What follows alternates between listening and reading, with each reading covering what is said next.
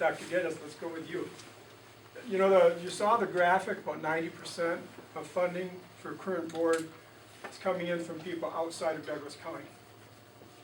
My question for all board members, and I know from the current board members because I've experienced it, so I know that answer. Who do you serve as an elected member of this community?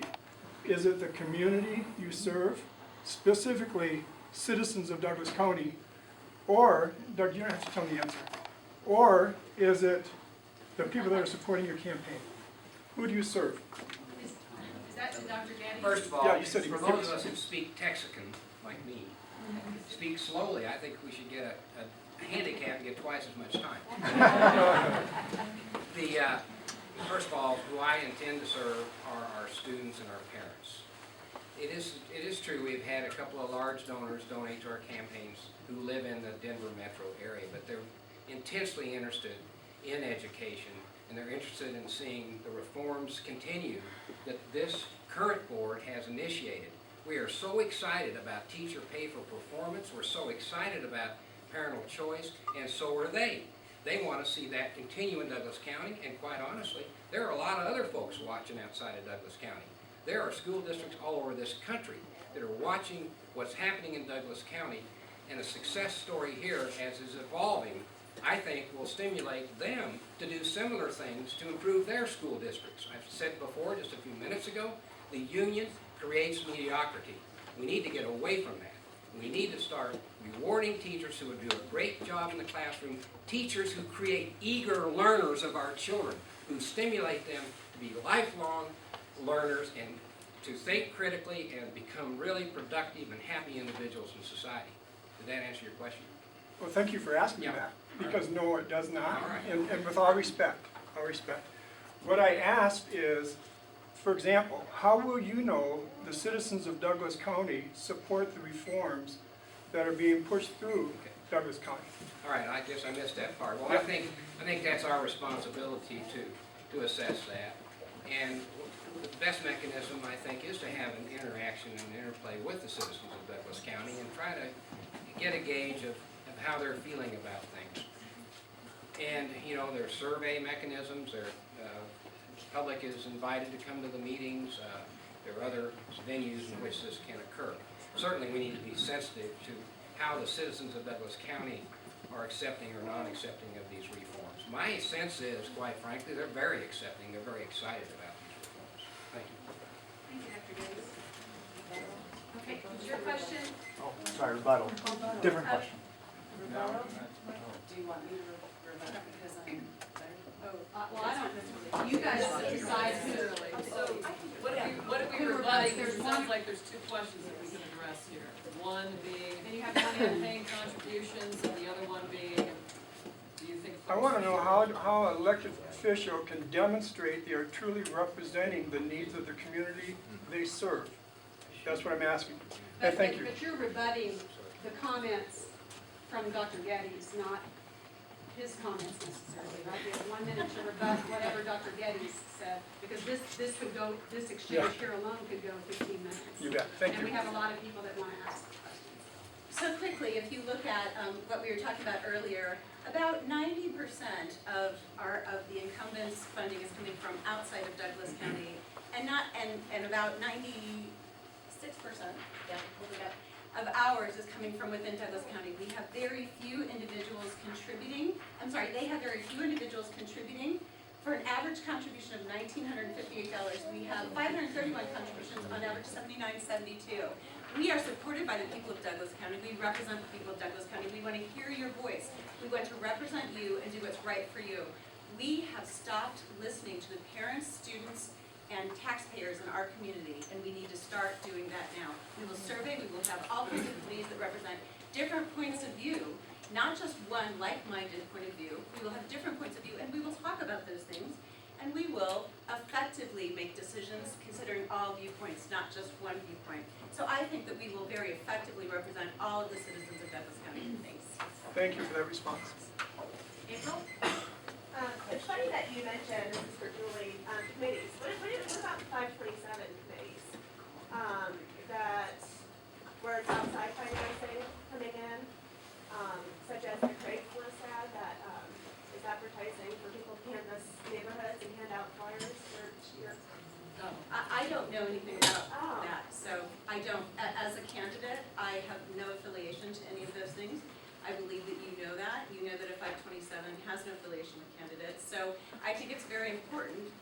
people to understand that we have nothing to do with that. Now, that would, I guess, be true of our other candidates here who've had all of the advertisings from American for Prosperities and all of those other advertisings up there. So no, we have no idea who those people are, and we don't care to know who those people are. I've learned in this process, people can do whatever they want in an election. They can lie about you, they can form committees and say whatever they want, and there's no rebutting it. So I don't know about that. So thank you for asking. Thanks. Are you rebutting? Yep. I'm a Okay, good sharer. let's- I'm a good sharer. Let's talk about people. Let's talk about who these people are. Okay, a fellow named Ralph Nagel, who's on the DU Board of Trustees, gave us a lot of money, a big chunk of money. $10,000. Yeah, well, no, 40 altogether. And it was, and Ralph is on the DU Board of Trustees, and Ralph is a philanthropist. And what Ralph does is he gives money to organizations like Alliance for Choice in Education, which funds low-income scholarships for low-income kids to get out of Denver schools. The other one is Alex Cranberg, another philanthropist, who also spends his own money to give scholarships to inner-city Denver kids so they can get they can get out of failing schools. But let's put this to rest. And these guys have never billed it. Was better to answer the question. I agreed to recuse myself from any contract or financial matter for anybody who gave me money or supported my candidacies. That includes the 527. Will you guys agree to the same thing? You won't vote on a contract. How would we know if we don't know who the 527 is? Because their tax returns come out, you can actually pull that. And by the way, if it's an independent expenditure, it may not be a 527. So it will be known. Will you guys agree to that? No. See, No, there is the that is not transparency. true. That's the answer No, to we your don't question. have to rebut. That's why we didn't answer. We don't have to. Can I just ask one question? No, you cannot, I'm sorry. The next question, Chelsea. I'm sorry, Rhonda, we have to keep this moving. We Oh, have no, I lots of realize that. Other But I questions, also- but you he can asked talk us to a people. question, though. Yeah. So I was But he rebutted, so But he asked a question. I apologize, I'm so Okay. sorry. Chelsea, go ahead. Barbara, do I need to address the question now to this group, or can it be to either group? To the group that Julie is in. Okay. Oh, I just answered the To question. you all. Oh, that's right, I'm sorry, yes, I'm sorry. Okay, I'll wait and take the second turn over here. Okay, great, yes. Hi, my name's Adam Brink. I'm a conservative and a Douglas County Republican that will be voting for Barbara, Bill, Julie, and Rhonda. And the reason is, What, I'm sorry, what is your question? my question is, Okay, has to do with the reason. What really got me excited about this election is when people pointed me to some YouTube videos of school board meetings. In particular, people, teachers, citizens talking, and the current school board rolling their eyes, not paying attention, and in some cases, John Carlson shouting people down who disagree with him. And then, yet, when supporters of the school board were up there, they were allowed to wear costumes and walk around, and I was very upset that it was unprofessional, it was really outrageous, disrespectful, and my question to you folks are, how are you going to return, bring back civil discourse to the school board meetings and treat teachers and parents who have differing opinions, how are you going to respond to them respectfully as opposed to rolling your eyes or shouting them down? That's my question.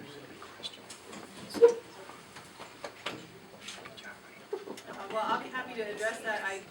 I am not one of the people who ever rolls my eyes or doesn't pay attention, so I agree that you're in not. fact, there's an Ed News article where I was featured making a gesture, something like this, because we had a disintegration one evening of discourse within the meeting. I agree that discourse needs to be civil and needs to be positive. You know, if people have problems with what's happening in the district, it is my job to listen to what that is, and I'm proud to say that I've done that. So if I'm reelected, I would like to say that, you know, we've done a better job at this, I think. We've done a better job than we used to in the past, where we say, look, you know, rather than allowing people's emotions to get to them, let's actually have a real conversation. And the school board meeting is not a great place to have a real conversation, simply because it's not a back and forth engagement. It is, the person is standing at the podium speaking to us, and we can't really engage productively. We could maybe have one or two exchanges and that's it. You know, in my opinion, there needs to be more. I'd like to return to having meetings in the community. Those are very expensive. However, I think it's worth it to understand what people's concerns are and what that dialogue should look like. So I believe that having more meetings in the community and then having more opportunities for individuals to engage the board, you know, perhaps on a one-on-one basis or in small groups, so that you can facilitate those conversations. Thank you for asking. Okay. Are you rebutting? Yes. What are you I guess rebutting? it's my turn? Is it turn for rebuttal? I mean. No, I mean, you're We're- rebutting what Meghann said, otherwise we're gonna go to another. Okay, Exactly. yes, I'll rebut what Meghann said. You know, in going to school board meetings, and I've been to them, and I've spoken before the school board, and I gotta say, it's not a very welcoming place to be. And I will say the school board needs to speak more to folks, and not just on a one-on-one basis. There's a lot of talk and there's not a lot of action going on in the school board, and that is a very sad fact. There are 21 questions that the different SACs, which are the school accountability committees, passed up to the district accountability committee, that have been sitting on the district website since February. That's more than 8 months. There's 21 questions that parents in these schools want to know. They've asked the DAC, and my opponent is a representative on the DAC as a school board representative, and these questions have not been answered. It's 8 months. Why can't we answer these questions to parents that want to know what they are? So the back and forth, this conversation, questions asked, questions not answered, they need to be answered.